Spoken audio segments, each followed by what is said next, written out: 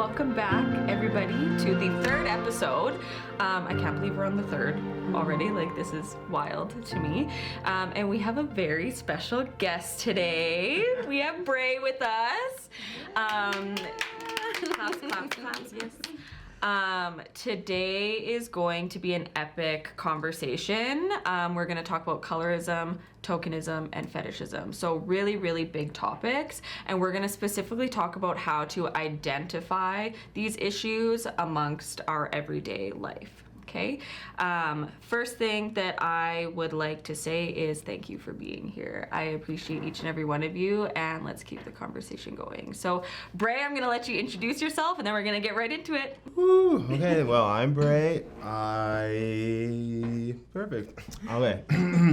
I'm Bray, and I'm a model, but also an educational assistant. Just keep going, or? Yeah. Brother, son, uncle, nephew, everything. And yeah, so tokenism has been a big thing in my life. If you don't know what tokenism is, it's when you add a type of culture or type of race into your friend group or your workplace without really wanting to use them in a valuable way. Mm-hmm. Yeah. And not saying that like my friends would ever think that they made me a token person, but when you're the only black friend that they have, they ask a lot of like questions of you and put a lot of stereotypes on you that you may not fulfill. Like I can't even count the number of times I've been asked, like, can you rap? Mm-hmm. I was like, I don't know why that would be one of the first things that you'd ask me. I know I can dance a bit, I do play ball, but those are things that like I have enjoyed in my life and been introduced to. And yeah, so that's kind of one type of thing that I've kind of noticed with tokenism. It's like people who do it, they're wanting to like have clout with your culture or your race. They're like, I have a black friend, I'm good, I don't look racist, I don't seem racist, but sometimes the things that they say or talk about with you is like, I don't know why you're asking me that. I've never ever been interested in, say, hip-hop music or like, I don't really do like things like those type of things. I don't know if you guys have been in those type of situations. Like, who here has been a token friend? Oh, sometime in their life, right? Yeah. Like, yeah, we've all experienced that. Yeah. Yeah. Then it's always just like when you're using the N-word or defending yourself to a group of black people. I am not the one black friend that you know to excuse yourself out of that situation. Like it, like it's like a free pass, but it's like no, like it doesn't really make sense. Yeah. How would you say tokenism plays a part in the modeling industry? Because you said yourself you're a male model, so how does it play a part and how can we identify that in that industry? So I've gone to a lot of different schools in my life, and have been very white. But every time they need like somebody to represent, I guess, the black community, they throw me in there. They're like, oh, Brandon, you're black, and I'm like, I'm the only black person in this school. Why are you putting me in this when like there's no other people here that kind of represent that? And in the modeling world, that's very consistent. It's always, you kind of always see like, oh, a bunch of like nice white beautiful people, and then like they throw in their one black person being like, okay, there we go, we're good. Right. We're speaking to the black community. They're gonna like this, but it's like, okay, like what's more? Like I'm wearing the culturally black shirt that's meant for me in this designer's collection. That's perfect. I guess I get to represent that, but what about the other types of clothes? I can represent other types of clothes other than just the African-inspired ones. Right. Like you're an actual model. Yeah. And there's more of a diverse culture that needs to be seen, right? Like it's not just one person can represent a whole spectrum, right? Yeah, I think that's super valuable. I watched a video on Instagram, and it was a clip from the Tyra Banks show, and she pulled a woman from the audience, and she was a darker black woman, and there were lighter black women on stage, and she asked them, you know, what are points of differences that you guys have experienced being like a darker black woman and a lighter black woman? And the darker black woman talked about she experiences a lot of disadvantages in her life because she is darker. And the main thing that stood out to me was how the lighter woman responded. And she said, well, your issues aren't mine, it's a societal issue. But I think that needs to change because we are literally society. We are in this circle, this is the problem, and we are literally in the middle of the problem if we don't think that we're part of society, right? It's an individual role that we each play, and we all have a responsibility to notice how you feel, how you feel, how you feel, how you feel, how I feel, right? Because everybody's experience is different. You know what I mean? And that is super valuable to also know within tokenism. For sure. Right? Yeah. And it's exactly that. It's just like your issues aren't the same issues as mine. So it's like acknowledge that we have different issues, and being a darker skin, all black people, all colored people have issues.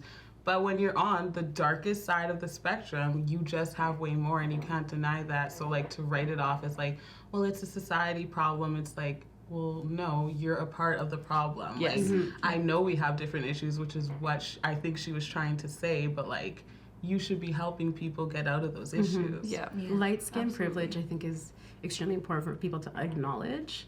You know, just like we talk about white privilege, we have to acknowledge that there is light skin privilege. There is even statistics showing that light-skinned individuals who go to prison will have lighter sentencing. So it's evident there. We know for a fact that the privilege is there.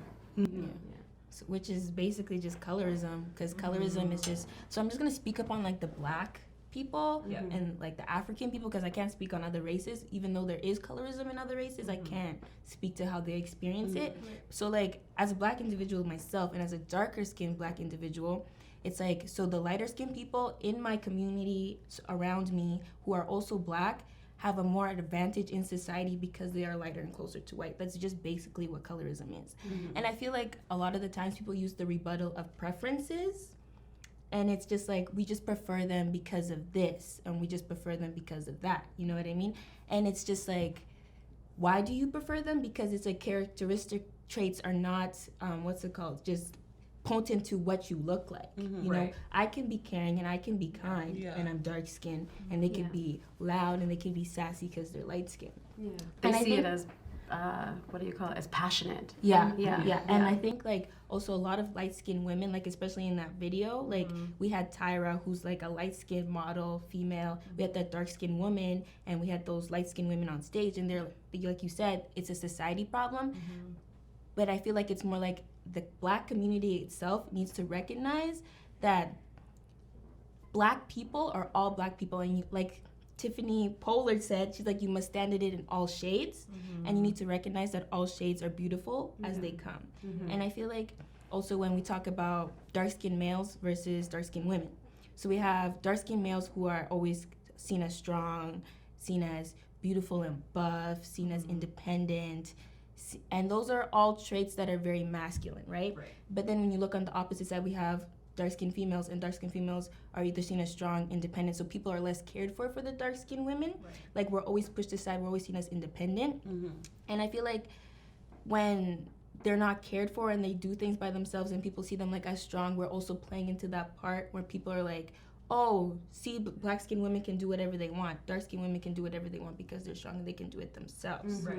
And it's like, also me, I don't want to be seen, or, I mean, there's some females who don't mind being identified with or classified with those same characteristics that the dark-skinned male are. But me as a female, I don't want to be always strong. I want to be cared for. I want to be loved too. You know? You want to be able to be vulnerable and to be soft, Exactly. right? And I think also media plays a big role in it because we have all these rappers out here. Like, the Baby has a song called Light Skin Shit. And I was listening to it this morning, and then I was like really listening to the lyrics, and I was like, dang, I can't listen to this song no more because the Baby's like, I'm gonna turn this dark-skinned bitch into a light-skinned bitch. like just because she's with me. And it's like, okay, so you want her to sit out, take the cream, start bleaching, make herself light, make herself beautiful, because you see the light-skinned person as light and beautiful, and you forget that the dark-skinned woman was with you when you became who you were, you know? And also, I think it's important to recognize that statistically, a lot of black parents, like dark-skinned black parents, will never adopt dark-skinned children. A lot of dark-skinned children stay in foster care longer than light-skinned black children because they recognize themselves like, if I have a dark-skinned child, they're going to have to go through the same struggles that I go through. So I'm going to adopt this light-skinned child because they're going to be more privileged and more wanted in society.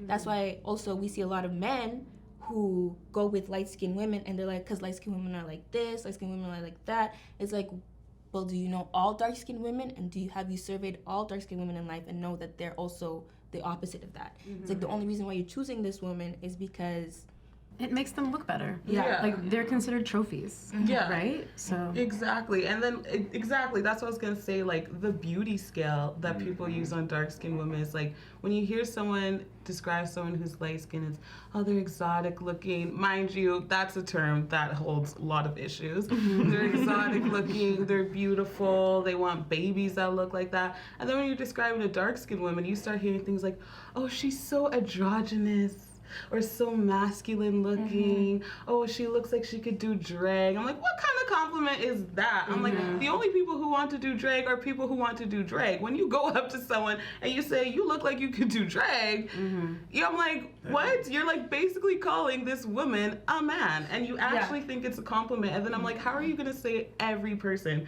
because their darker skin tone, looks masculine? I'm like, that's so strange to me. And then like, that like for me like ties into like fetishism, which is like, fetishism is when you are basically have this sick obsession with whether it's a physical trait or personality attributes because specifically because of someone's skin color or their culture. So like, yeah, like always looking at dark women, I was like, oh, they're so editorial, like they're so masculine. And like that being just the only reason you associate yourself with them or want to take pictures of them or follow them on Instagram or whatever. And with fetishism, like when you fetishize someone, you're also taking out the human in them, which is why it's an issue, because it's like you're loving all of these things about their look and about their personality, but you're taking out the fact that they're an actual human. And then like that's exactly why like you see like young women who are black getting written off when they're sexually assaulted or being sexually assaulted like more than other people, because it's like growing up, like you will see like a lot of, I'm just gonna speak on African American people. You will see a lot of African American people who just from a very young age are either shaped like this or they're shaped like that. Like nothing about puberty, that's just literally how most of us come out. So it's like, I mean, I've always had a body like this. Like I've always been shaped very curvy, and like going to high school, that just wasn't the look. Like that wasn't the look. Like, and for me personally, like I always loved my body, like, but it just wasn't the look. Like it really made people uncomfortable. Like being 15 years old and you're in a room with other 15-year-old people, like it literally made them feel uncomfortable that your butt was too big, that your boobs were too big. Like you have to dress down all the time because people are always gonna comment. And like, I remember I'd go to Mosaic and like, so 15, 16, 17, clearly underage, and if you didn't think I was underage, you knew everyone around me was underage. And when you go to Mosaic, like you wear the wristbands that show that you can have drinks or whatever. So obviously I wasn't wearing a wristband, and I would always be so embarrassed because like no guys like within like the high school population would talk to me, which was like whatever, because it's like you're just too grown for them. Like that's just, you look too grown, honestly. Like your body is just way too sexual for them, especially back then when that just wasn't the look. And like I would be so embarrassed because the only guys that would come up to me would be like these random like 30-year-olds, and I was like 15 at the time. And it's like, I'm not looking at that being like, I'm that girl. Like, no, like I'm really uncomfortable, and like me and my friends are really uncomfortable. And then it's just like, I'm 15, and I literally would be so confused because I'm like, regardless of what my body looks like in my head and by genetics, I know I'm literally 15 right now. Like, so I would just feel so uncomfortable, and like they touch you and they just like do these things that they think they're allowed to do, because they're just fetishizing these things about you, like your boobs, your butt, my big lips. And then when you fetishize people, you leave out things like age or feelings. And like, that's why you just run into these situations where people think that they're allowed to do that to you. Like, fetishizing just goes into so many things, like dating, or like, I've had people tell me like, oh my goodness, like, you're the most beautiful Black person I've ever seen. And I'm just like, and that's their pickup line. Like, that's the line they think is gonna take you home. People being like, oh, like, I've never hooked up with a Black girl. It's on my bucket list. Exactly. I heard that one in high school. And I was like, it's like weird because it's like, you know, we went to elementary school together, went to high school, grade 12. Everybody's like, Dianna, you know, we're not going to see each other next year. I'm like, girl, you're going to the U of R. Like, I don't know what you mean. She's like, we're not going to see each other next year. She's like, why am I saying girl? Like, it's me. Sorry. And then I'm like, he's like, you know, he's like, you should, he's like, I just want to, like, try you out. Like, I'm a Mercedes. Like, I'm a car. I just want to try you. I just want to, like, you know, feel you. He's like, I never kissed a Black girl. I was like, girl, you ain't going to kiss me. I'm going to be the first one you try. And maybe because I was a little prude in high school, but I was like, still, this is nasty. And it's like, the dehumanizing. Like, that's not being a prude. You're standing up for yourself. Yeah. But then it's like everybody else. My lighter skin counterparts be like, Dianna, you should try, like, no one else is gonna want to try it with you anyways. And it's like the things they would say be like, I hate when, like, also makeup brands use chocolate and they use all the toffee and all these things to explain your skin tone. It's like you're dehumanizing the person, so it makes it more acceptable for you to be saying those type of things, because it's like, no, I'm not a chocolate bar, I'm not a Kit Kat, you can go pick off the street. I'm sorry, you won't find me in a stand at your local 7-Eleven. I'm so sorry. But you can't say those things. It's like, you have such soft, chocolatey, deep skin. So smooth and I just want you melty. to wrap your arms Look like around. espresso. Exactly. Like, what coffee? What coffee you drinking? It's like, it's dehumanizing to say these things, right? It's like you're more than that. Like, there's a person inside of you. So stop just focusing on the exterior, right? Because there's more. And it's like tokenism, colorism, fetishism, like, it's all that like, and I'm gonna speak on Black women because that's what I can relate to the most, obviously, but it's all that whole, like, we're an experiment, we're something to try, like, not equal to just a normal woman. Like, it's just like, it's a hump you pass over. It's like, it's a memory, it's a phase, like, or it's just something you're into. Like, if somebody really likes me, it's just because they're really into Black girls. And then it's just like, you don't want to be that person that's just like, I don't date white guys. But it's just like, when you go through so many experiences, when it's just like firsthand, somebody could be like, yeah, I want to check you off my bucket list. Right. Or it could be, which has had happened, it could be 4 years down the road, and now you're hearing comments like this, compliments in their head, and you're thinking, what were the signs for me to tell? And it really just makes you be like, no, you know, like, well, it leaves a bad taste in your mouth, right? It's like you keep trying the same food over and over, but it still tastes horrible. So why would you go back to eating that food? It's the same thing. If a white man is still diminishing your value over and over and over, pretty soon you're just gonna be like, fuck it, nope, see you later. I'm not doing that again. It's also just not even white men, it's Black men too, our own men, because they don't want to recognize the fact that they come from people who look like us. Their moms look like us, their aunties look like us, grandmas, and they don't want to have to give that off to their kids. So for the most part, they're gonna go off with someone who looks like Helen, or someone even lighter than Helen, and just gonna be like, let's have kids so my kids look ambiguous, they can go off into this world and have better things happen to them, and they don't have to deal with the struggle, because dark-skinned women come with this struggle, and I don't want to deal with the struggle. And it's like, I'm not telling you gotta always choose the dark-skinned women, and I'm not telling you always gotta choose the light-skinned women. What I'm basically trying to preach to the world is, why are you choosing that person? And it's like, if you're choosing that person because you hate the other person, then there's something wrong, and you need to reevaluate yourself. Exactly. And something we talked about too is understanding the why behind everything that we do. There's a why behind everything. Why did I have this for lunch? Why did I fall for this person? You know, why am I making these decisions? And we need to really understand that and think about it. And I think going forward is, when we are moving through situations, it's remembering okay, why am I doing this? Why? Mm-hmm. Right? Yeah. It's weird out here. It's weird out here. And I'm like, no shade to my black man. I love my black man, but like, first of all, it's like they low-key do it too, some of them, like, where it's just like there's this certain checklist that if you check off, you're good enough. It's like if I cook, if I clean, if I look presentable and I got my hips swaying, like, I'm good enough for you. It's like, oh, you're the black girl I need, like, da-da-da-da-da. Or they say things like, oh, you're just like my mama. It's like, I'm not trying to be like your mama. That's kind of gross, first of all. Like, and it's just like, it's like, yeah, you'll meet those black guys who are just like, I need a black woman. And then in that, they lose the actual process of like seeing, are you compatible with this person? Like, is this actually who you need? Yeah. I've always been fetishized for my skin tone, especially by black men.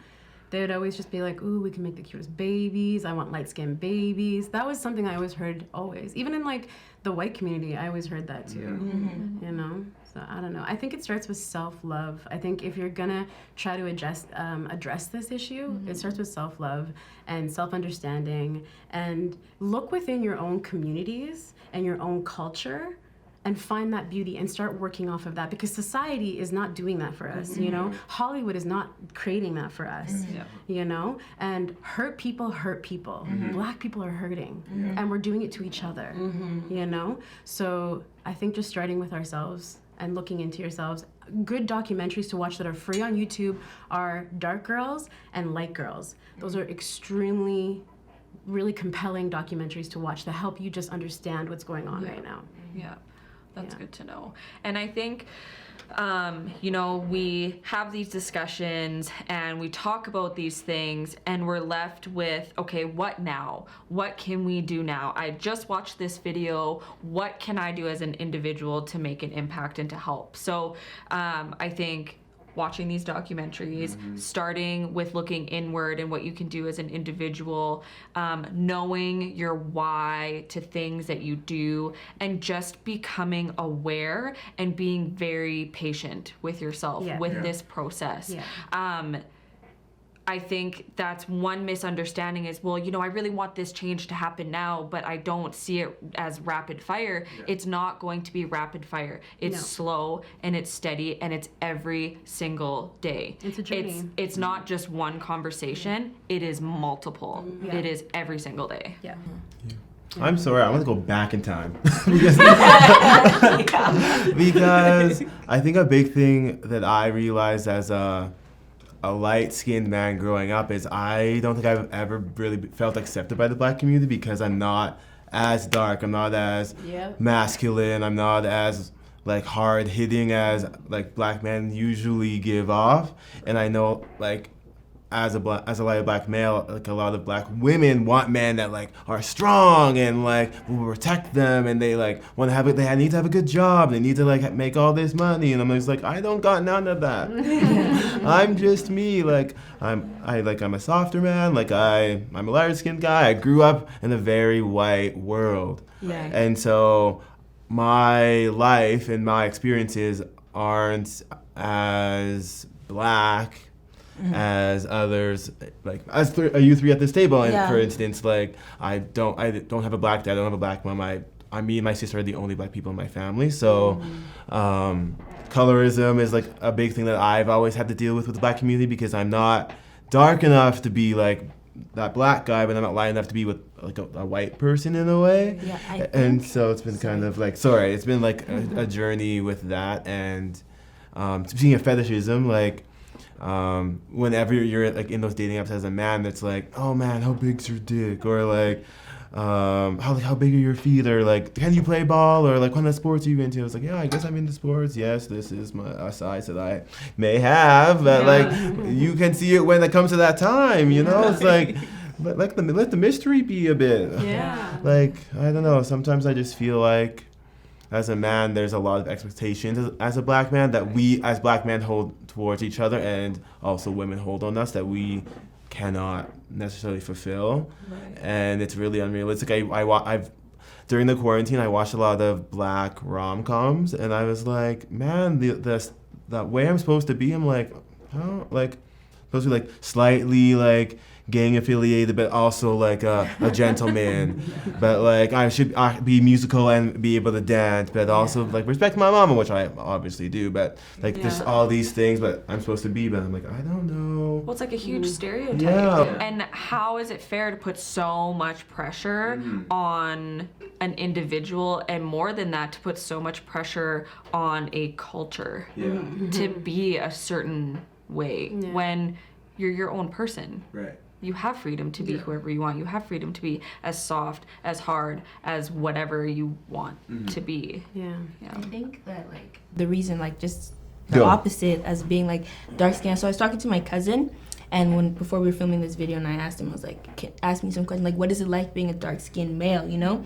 And he's like, when I see my light skinned brother, he's like, honestly, he's like, I don't see him as my brother, like 100%. He's like, and the reason why is because he's like, when we go out, he's like, I notice if I'm walking ahead of him, I'm walking first, he's like, a white woman or any other person will clutch their purse so much harder, or he'll walk by and they're just like, whatever, they're more scared of me. And he's like, so maybe he's like, even as a child, he's like, I noticed, he's like, I was sent to the principal's office way more for the same things that my lighter skinned counterparts were doing. He's like, so I always have this animosity towards my lighter skinned brother, and it's not because I hate them, it's because society's telling me I have to hate them because they aren't me, you know? And I was like, that kind of makes a whole lot of sense. He's like, it's like, we're just living off of what society's telling us to do, you know? And it's like, I don't want to hate you, but it's like, all these things are happening. It's like, how can I not hate myself and then hate you for it? Because you benefit way more than he will ever benefit. True. Yeah, I'd be the safer bet. I like the safer bet. Lighter skinned man. He's like, he looks most like me, so that's as a white person saying that. Like I look most like closest to light, so I would be the safer bet in a commercial. I'd be safer bet in a movie. I'd be safer bet in a team. Now. It's like the whole biracial look. That's what you're seeing on commercials now. Like I started seeing it, I was like, oh, okay, cool. But at the same time, I'm like, this is still not all of us. This doesn't represent all of us yet. Like I come from a family, like I have 3 sisters and we're all different skin tones. My younger sister is dark and I'm light skin, and we always got different treatment. Like I remember growing up and like I couldn't be in the sun. Like my aunties, my cousins, like this came from my black side being like, you're gonna look too dark, like it's not gonna look good on you. Like stay out of the sun. So for years, like into my like late 20s, I literally was like, oh, I can't tan. I just like, it doesn't look good on me, blah, blah, blah. And I had to work out of that, you know? Like being light skin in like the Habesha community especially, like we have a lot of colorism in the Habesha world. And I just remember like always being separated from my friends automatically, from my family and my sisters, and always having to be different, you know? Like, okay, you gotta preserve your beauty. You can't do this, you can't do that.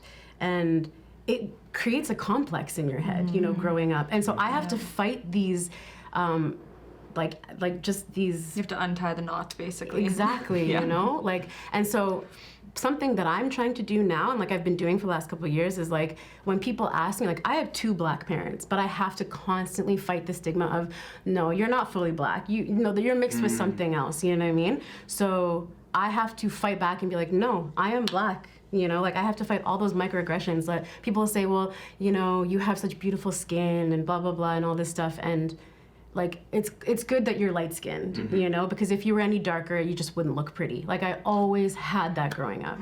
And how is it that, and I've heard this before and I've seen it, is, well, you're pretty for a black girl. Yeah. Or you're pretty for being so dark. Yeah. And it's like, how do you, like, I just don't understand how people can be just so narrow-minded to spit something like that out of their mouth. It's coming from the black community though, like, Ray, like it's coming from everywhere. Like we have to fight this within our homes and in our communities. Like, and the thing is, they say it with the biggest smile. Like they actually think, and they think like, it's a compliment. This is going to they make think her that happy. it's okay. Yeah. And like, I just had a question, like being like a light-skinned male, like when you see people like tokenizing you or like using colorism or whatever, like what's the reaction they have like when they notice that you're not these things, like you're not the list that... They're honestly surprised. I was like, aren't I allowed to have a personality that's not what you think? Like I'm just like, yeah, no, I don't rap. Really, you don't? Like you never tried it? I'm like, no, I've never tried to rap. like, it's just not my thing. Like, there's other people who like have a passion for that. That just ain't me. Like, it's fine. But yeah, it's always been a surprise. I'm like, why are you so surprised? Do you like mayonnaise? Is that like a thing that you're supposed to like? Like, I'm just like, I don't know. Honestly, that's so true. Because I'm like, imagine if I approached all my white friends being like, you don't have a farm? Yeah. Not. I'm sorry, but like, Sorry, what? you don't wear all plaid all the time? You have a full set of teeth? You're not racist? Yeah. Like, what? Like, it's so weird. so I'm like, how do you approach people with this automatic list, and when they don't fit it, you're like, are you sure? Like, they're actually like, are you sure you're not that? It's like, yeah, I'm sure. Have you guys ever had someone ask if they could touch your hair? Oh wait, that literally just happened to me 2 weeks ago. Gosh. I'm like, am I a zoo animal? Yeah, I'm like, Why are you asking to? You would not ask to touch your hair, but my hair, of course. Especially if I wear it in its natural state. Yeah. Oh God, don't get me started. I had a big fro in high school, and the amount of times people like would just throw pencils into my hair, like as something funny, and I like back then I was like, oh yeah, this is kind of funny, but now I'm like, this is horrible. I'm not a dog. I'm not your pet. I'm not your toy. This is crazy. Yeah. See, again, it falls onto society. It literally falls on to every single person. Like you said, even within the Black community, within the white community, as humanity as a whole, we need to do better. We need to change our narrative. And it just like literally change needs to happen now. Yeah, there's no better time for it. We didn't start this, like this started during the colonization of, when the whites colonized the world, or tried to anyway. Yeah. And you see it everywhere. We can't talk about in India and stuff like that, but we know it's evident in those places. So now that we are educated, now that we're woke, now that we understand what the hell is going on, it is now within ourselves to fix this. Yeah. I agree. Yeah. I think for me, I don't want to feel like an item that you take off the shelf, put in this place that you want me to, and you put me back there. Like, I just don't want to feel like you're just taking this Black person, this light-skinned person, this dark-skinned person. Okay, we're good now in this workplace, in this friend group, in this situation. Like, I want it to be... There needs to be meaning. Yeah, value. Value, Yeah. Absolutely. Yeah. For me, it's just like acknowledge the fact that your life is way different than mine. Acknowledge the fact that we have different struggles, and that it is your responsibility. It's all our responsibilities to get out of it, because in the first place, this just shouldn't fucking be happening. Like, it just shouldn't be. I'm like, you can go ahead and be racist, do you, like, whatever you want to do in the walls of your home, but like, don't have it mess up my bag. Don't have it bring danger to my child. Don't have it ruin my job opportunities. Like, you go and be your racist self, but I just needed to stop affecting things that I'm doing. Yeah. Yeah. I feel like for myself, I just feel like now, like, I've noticed things that are colorist, or noticed things that people are fetishizing, and then I've, like, especially TV shows, I should stop watching, especially Mr. Kenya Barry's. Like, I'm just saying, like, he creates a lot of TV shows, like, mixed this grownish and all these type of issues, and I'm like, there ain't no dark-skinned person on there, and you're trying to, like, market to Black people, and I'm like, and I had to stop watching them. As much as I love me some Tracy Ellis Ross, I had to be like, no. I was like, no, I can't watch this, because I was like, the things they talk about is from a light-skinned perspective, and I was like, if I'm not seeing the dark-skinned perspective being represented, I can't watch it. I can't buy it. I can't look at it. I won't talk to it. Right. Exactly. Yeah. Masks are coming off, and the truth is coming out.